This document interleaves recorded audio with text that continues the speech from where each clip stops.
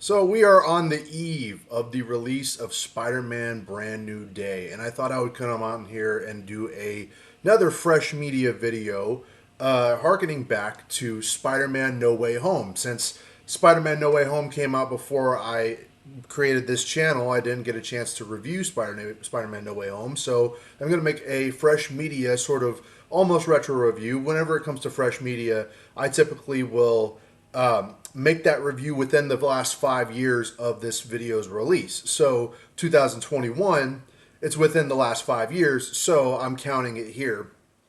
Spider-Man No Way Home.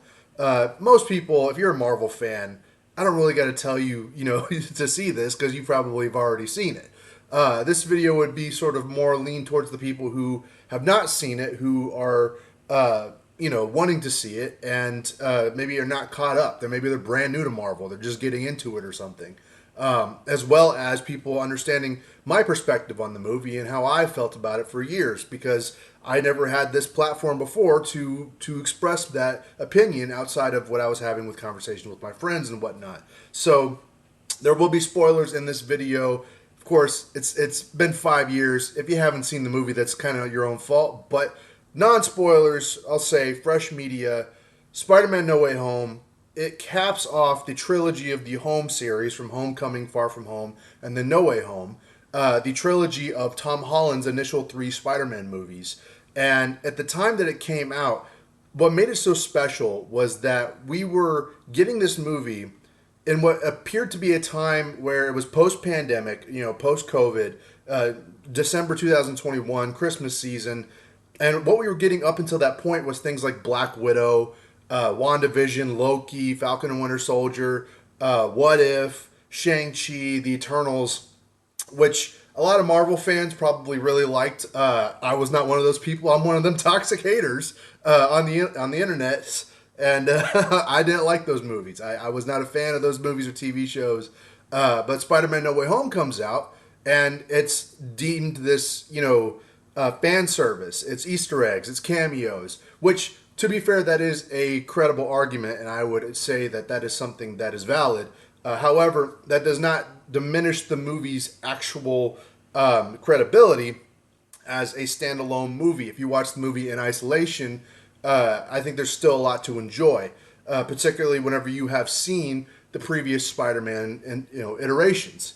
And so the plot basically follows the end of Far From Home, where Mysterio leaks the identity of Peter Parker to the Daily Bugle. The Daily Bugle releases his identity to the world, so now the whole world knows that Peter Parker is Spider-Man. And so, where the doubts come in for Tom Holland's Spider-Man is, can Tom Holland deliver as Spider-Man in this third go? Because we've never seen these Spider-Man movies, get past the third one without kind of falling off the rails. This movie sticks the landing at the end, and most fans know why. But for me, what I see, like, if you were to look back at this is where we're getting into spoiler territory. So, click off now if you haven't seen the movie, but chances are you have seen the movie. You're just trying to get my thoughts here. The first hour or so, kind of slow. Like 20 minutes to 30 minutes into the movie, it's kind of it's a slow burn to get to where where it's about to go. You're about to see all the characters come back. The trailers had advertised Doc Ock's return, Green Goblin's return, the Lizard and Sandman. That's who you came to see. And you came to see this multiverse shenanigans, right? And so for the first 20, 30 minutes, it was mostly about Ned, Peter, and MJ trying to get into MIT and keep getting rejected. And so Peter wants to reverse all of this. He wants to bring his identity back to being a secret, so he goes to Doctor Strange. Doctor Strange casts a spell, but Peter fucks up the spell, and he keeps messing with it until ultimately it creates a paradox. And now entities from across the multiverse are bleeding into this reality, the MCU, and all of them know who Spider-Man is. They know that Spider-Man is Peter Parker. And so they're yanking them from their universes and bringing them here. Now, this is where the analytical problems and the aging of this movie, at the time of No Way Home, when it released, it was something special. Because when Tobey Maguire and Andrew Garfield show up on screen, people really connected with that. I remember being in the theater first time seeing it. The crowd was wild. It was probably the last time I've been in the theater where people were cheering and having a great time. It reminded me of when people were happy about the 2002 Spider-Man release after 9/11. Now, I wasn't old enough to witness that time, but I've heard stories, and I'm like, well, maybe this is what it was for us at this dark time. We needed something like Spider-Man, and No Way Home did it. And so there were great moments that were not just Spider-Man moments about Peter Parker, great Peter Parker moments, things like Peter and Ned and MJ having a friend dynamic that was solid, something that young folks can relate to.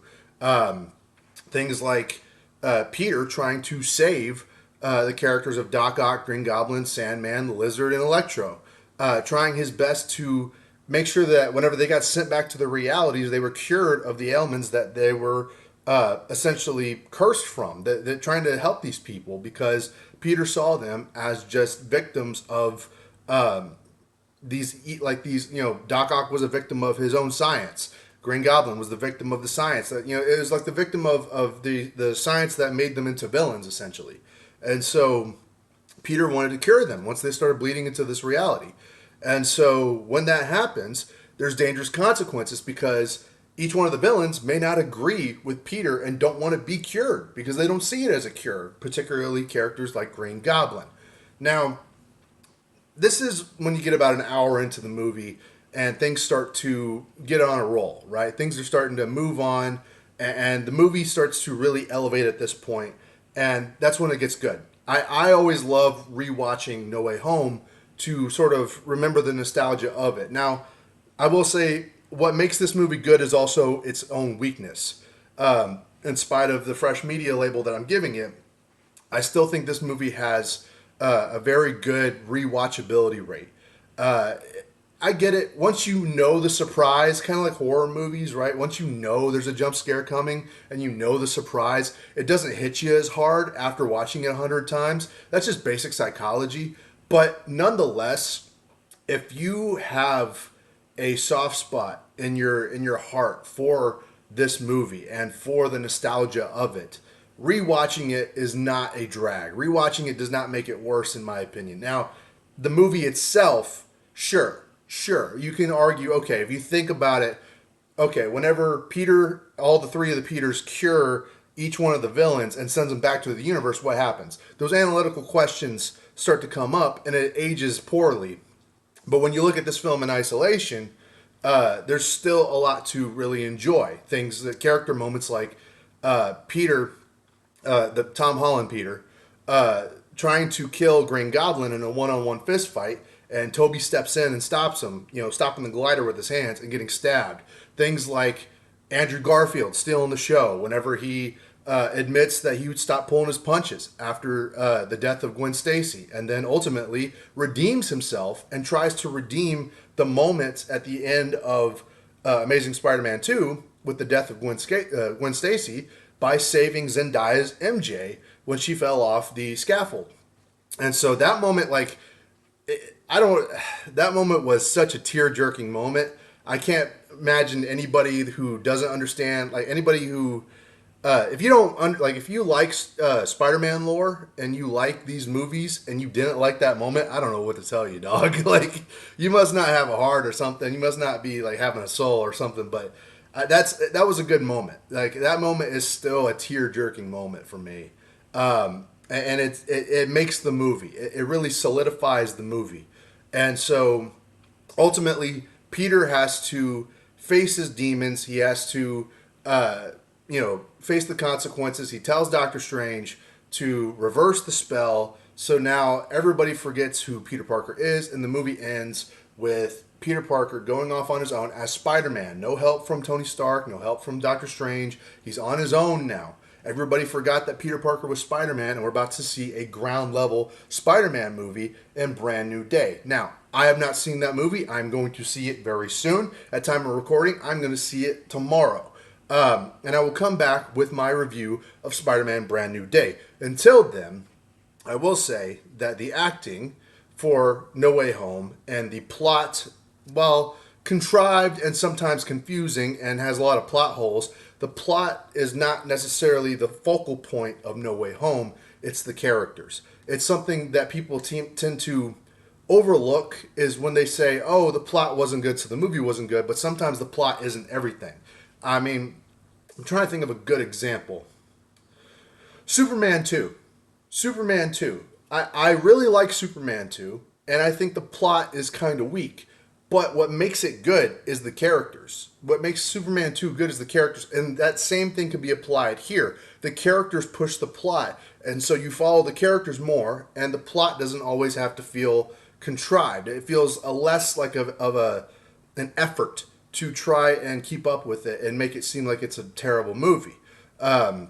So that's what I think about with No Way Home is that while the plot may not be that great and there's a lot of contrivances and confusion and there's a lot of plot holes, what really brings the movie into the basically mythos of American pop culture that it is right now, and why everybody references No Way Home as a paragon of good storytelling in our modern post pandemic life, and why we always harken back to No Way Home is the characters.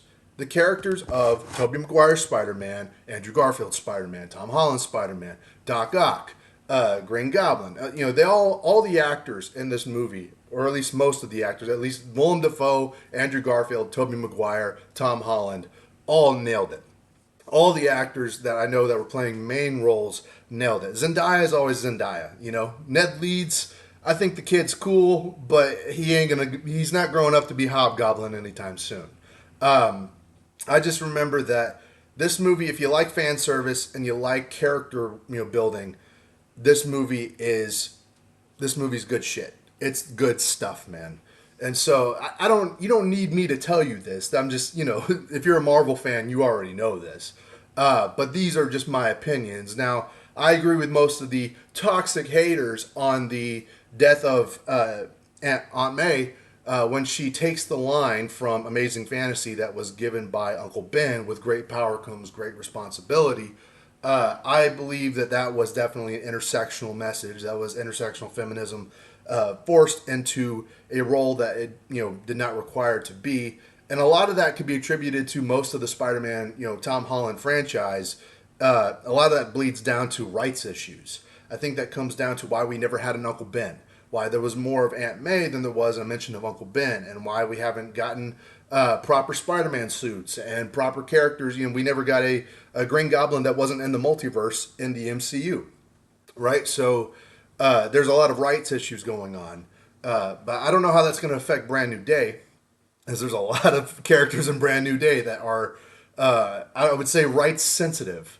But overall, Spider-Man No Way Home, we always harken back to that, even more so than Doctor Strange Mom or any of the recent multiverse movies, the Marvels or whatever, like What If. There's a lot of Marvel MCU multiverse movies. Even Deadpool and Wolverine is not as good as No Way Home.